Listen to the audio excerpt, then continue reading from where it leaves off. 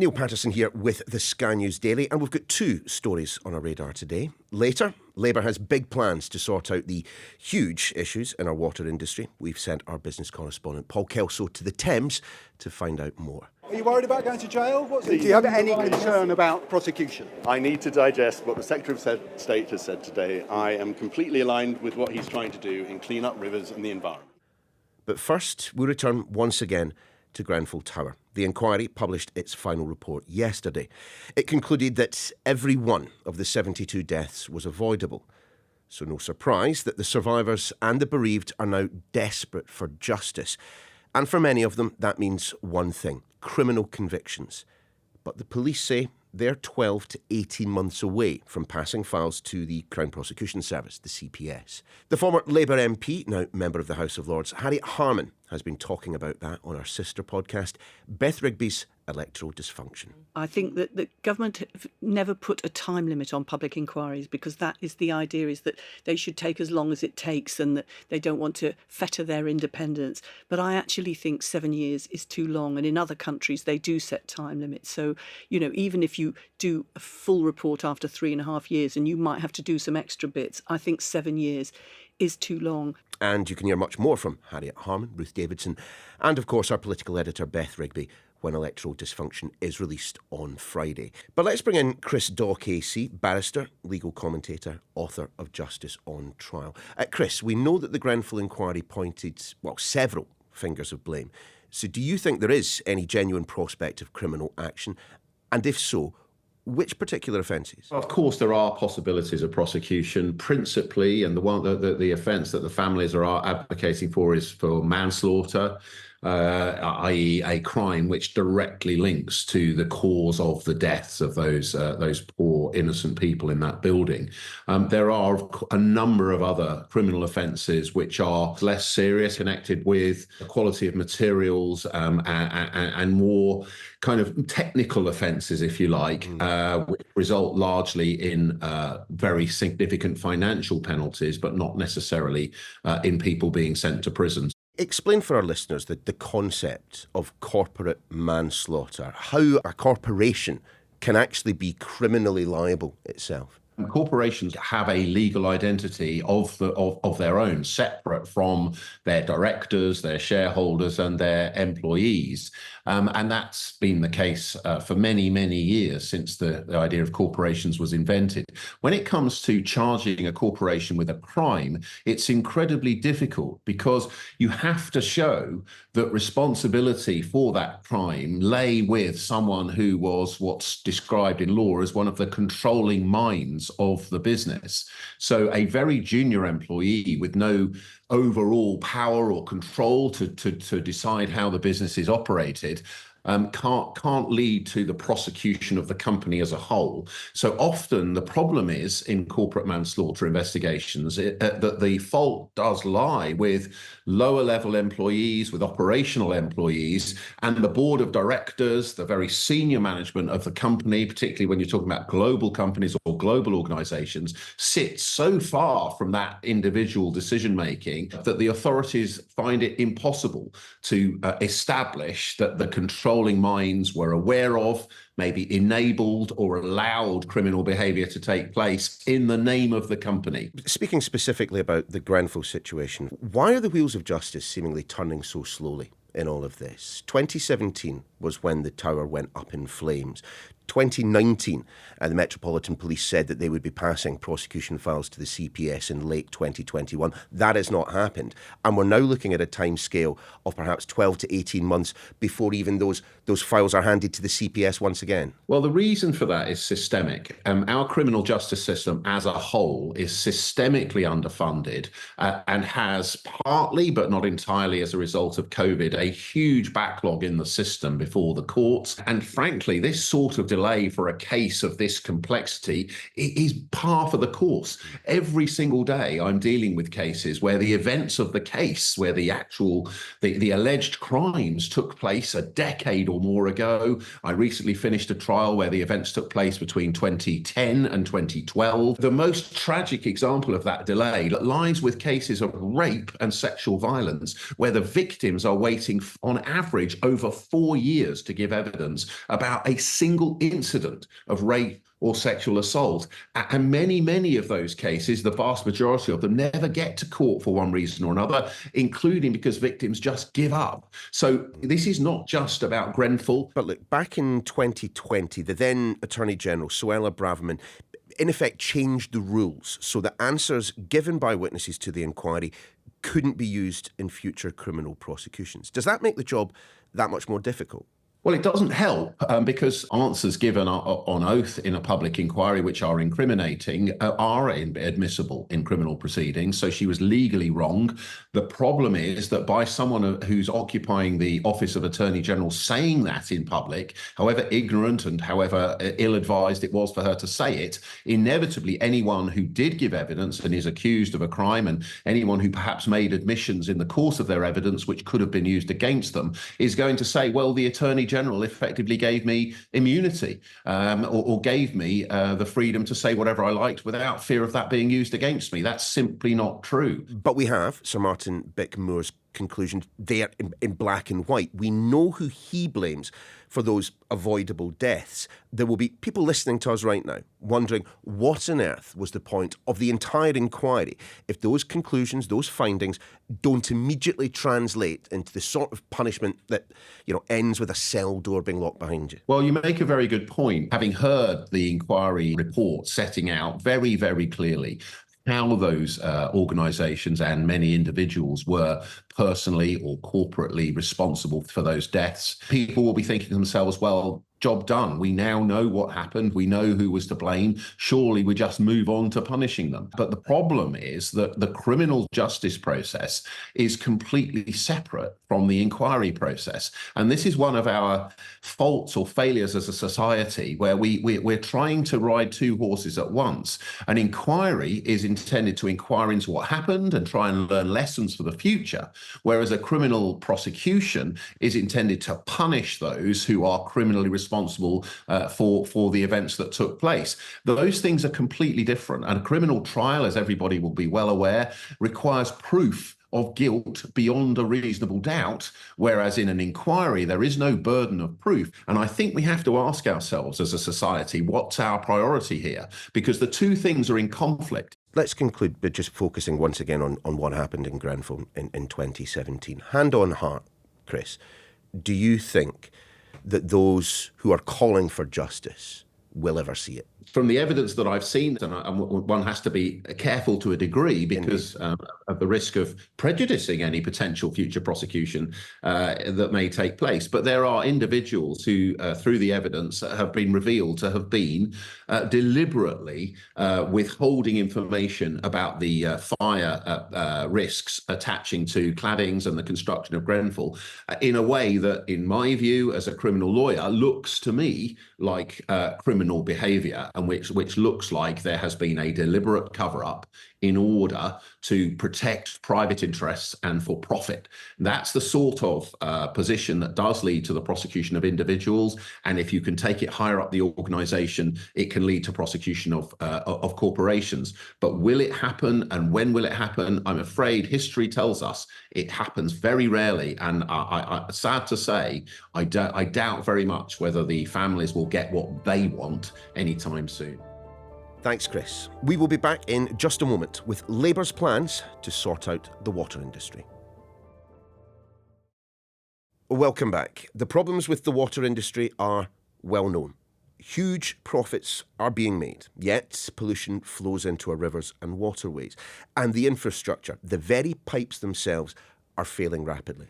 Our business correspondent Paul Kelso is back in the podcast, joining us, in fact, from the Thames Rowing Club, just to the west of London in Putney. Tell me all about this. You've been down there alongside, I should say, industry bosses, investors, activists, to hear from the new Environment Secretary, Steve Reed, and his plans for the water industry. What have we been learning? Yeah, it's been really interesting because the Environment Secretary essentially called in the water bosses in public to threaten them that he might throw them in jail. I mean, I paraphrase slightly, but the headline of this speech and this announcement, legislation that's in Parliament today, makes good on a manifesto promise from Labour, so no one should be surprised, is that they're going to strengthen regulation so the Environment Agency can bring prosecutions against water company bosses if they in any way impede investigations, and it's going to give Ofwat the power to limit their bonuses, so trying to raise the spectre of prosecution, distant though in reality that will be, and possibly hit them in their pocket to try and get their attention. Underlying that, and perhaps the more interesting element of this, is Steve Reed's announced a review of the water industry. And while we might get used to thinking of reviews as being an excuse to throw things down the road so they don't get addressed, it feels like this is substantial. Steve Reed says he's going to call in the industry, expert environmental advice, engineers, get a full picture of what is an incredibly complex system, as well as a public consultation, which should give people who've been raising the alarm about the state of Britain's rivers particularly a voice.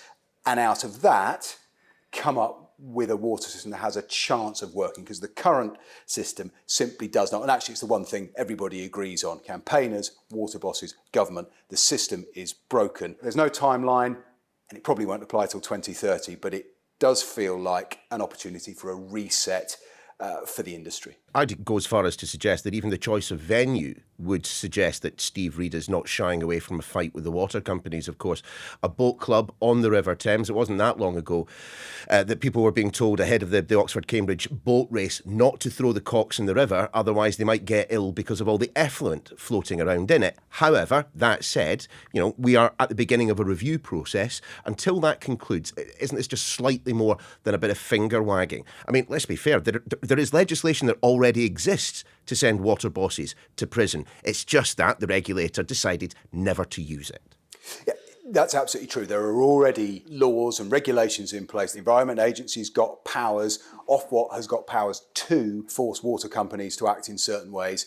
And the argument for campaigners, with merit, is that those existing regulations haven't been used. The muscle that the regulators have got hasn't been flexed sufficiently. So while there's a performative element to this, it's caught some attention, it's got them all into a room in public to get a finger wagging and be told off, but there's a carrot for them in this review. They'll have a chance to contribute to it. We have to see whether we can find a way. Because the truth is that Steve Reed, the government, has got a balancing act here. They threaten bosses all they like, but they need the very bosses who are in the room today to be able to go out to the markets and attract investment to clean up our water system. Otherwise, not just bill payers, but taxpayers will be on the hook. And I think one thing Steve Reed, absolutely obvious about his approach, is the last thing he wants is to end up having to run any water company. And they want to fix privatisation. They don't want to reverse it. But isn't that the water buffalo in the room, so to speak, Paul? That, nothing that has been announced today does anything to sort out the massive issues that we have with our water infrastructure. The billions upon billions, and I'm not even talking single digits, that will need to be spent to ensure that we can all get clean water to our homes in the manner in which we expect, given that we actually pay for the stuff. That's absolutely true. The fundamental financial position isn't affected by anything that's today. And if you have a privatised water system, it relies on private investment. That requires companies to be able to deliver a return to those who invest money. And they are currently locked in what is a pretty hostile negotiation with the regulator. And there were people in the room today who have taken tens of millions of pounds in bonuses collectively for their management of the industry. Not perhaps coincidentally, not all of them wanted to talk to me about that afterwards. You're kidding me, Paul. You attempted to speak to the incredibly well-remunerated bosses of multiple water firms, and they chose not to speak to you. Really, that shocks me. To be fair, two of the bosses, which is their right, declined to answer questions about whether they worried about it ending up in the slammer. I bet they did. But a couple of others did. Chris Weston, the boss of Thames Water, to be fair, did stop did talk. Do you have any concern about prosecution? I need to digest what the Secretary of State has said today. I am completely aligned with what he's trying to do in clean up rivers and the environment. He said he wants a new relationship and he wants to help that's you bring very in encouraging. investment. Will the threat make it harder to get investment? I am focused, like he is, on getting that investment, and I will work with the Secretary of State to do that. So do you think there's positive in that announcement of a review? I am very encouraged by the tone that I hear from the Secretary of State. He wouldn't engage with whether he thought he would risk prosecution, but he certainly said he thinks this offers a chance. I suspect the review and a wider look at the industry offers him something beyond the immediate financial catastrophe that he's trying to manage at Thames Water, something on the other side that might help the search for investment. He's out there right now looking to find £3.5 billion because his shareholders who've been wiped out said, we're not putting the money in. But I asked him directly, do you think you can save Thames? And he said, I can save it. So I think in a funny way, this kicking he's had as the boss class, actually underlying that is something that might give him something that might strengthen his case when he's looking for investment. But seriously, a few miles down river from the city, we could hop on a boat here and stand on the street corner and see if we can stop anyone who says they are willing to invest in Thames Water and perhaps the broader water industry, and they might well laugh us straight back off the towpath. But isn't that an argument then for letting organisations like Thames Water go to the wall? As you know, some campaigners, including a name I'm sure people will now very closely associate with clean water or the absence of it in the United Kingdom, Fergal Sharkey. I mean, he would be perfectly happy to see this organisation go to the wall simply because of the amount of money that has already been taken out, not just by the boss class, as you referred to, but by the shareholders who include the Chinese government, of all things. There's an argument, actually, that is in favour of privatisation. If you want privatisation to work, then it needs to work like private companies. You're mismanaged, you should go under, and that provides a reset. You go into administration, now there's special administration, which is a power the government has given itself with Thames in mind. The counter to that is the UK needs to attract investment. We've spoken about this before in the context of other big infrastructure spending, the net zero, the energy transition and the like. It needs to be a place where we can say to particularly overseas investors, the UK, if you stick your money in here into our state-backed or state-supported or former state industries, you will make a return. It's a solid place to come. Sure, but how many millions of litres of effluent have been poured into rivers like the Thames behind you? On a daily basis, how many rivers are still being polluted by these companies? I mean, already on this podcast today, Paul, we've been talking about the corporate misfeasance that led to what we saw happening at Grenfell Tower and the problems there will be in securing prosecutions. It just strikes me that the water industry is yet another example of where business can get away with stuff that, if I lived in a mobile home, took my chemical toilet and poured it into the river behind you on a daily basis, I would end up in clink before any of the bosses of these water companies. Yeah, fair comment, and I suspect true. Grenfell was on my mind this morning as I came here. I'm not making a direct comparison with the outcomes, but if it's taken 7 years and counting to even think about a charge for such a clear breach of corporate honesty, then one wonders if these promises may be hollow. Sewage is pouring into our rivers. It's better monitored than ever before. Wow, we know about it. Yeah. That's fantastic. But we didn't know about it, and that's one of the reasons it's become. Here's a really interesting thing. I think this is fundamental to why this debate is happening now. I suppose in two things: river use and podcasts. They do have a purpose. In COVID, more people started swimming. Before that, they probably did go wild swimming, but they certainly didn't podcast about it. People started noticing the state of rivers as around the same time sewage outflows were being monitored. And that direct experience of people has fundamentally changed, in my view, the politics of water. One little nerdy point, we're in the middle of a price review, it's called, a negotiation between the regulator and the companies. That happened 5 years ago, before COVID. And at that time, the regulator said, we want the companies to spend £50 billion and we want everyone's bills to come down 10%. And the phrase sewage outflows is not even mentioned in the documentation. Scroll forward, they're asking for 100 billion to be spent and accepting that everybody's bills are going to have to go up. We were in a world in which we thought we could get something for nothing. Well, certainly ignorance was bliss about what was being pumped into our rivers. That has been transformed. Bills are lower in real terms today than they were 20 years ago. It's, from that point of view, you know, some would argue that, well, there's a success of privatisation. There has been a lot of money spent, but there's been an enormous amount sucked out by those who stuck the money in the private sector and by bosses who take big bonuses and continue to and will continue to. Chris Weston's only been in the job 3 months when he got a £135,000 bonus or thereabouts. You know, it's the culture of executive life in the private sector is you get rewarded for hitting performance targets that don't necessarily include how much unmentionable goes into the river behind me. That's a lot for this edition of the Sky News Daily. Do get in touch with your views. skynewsdaily@sky.uk is the email address. You can find me on X and on Insta as @SkyNewsNeil. We'll see you again tomorrow.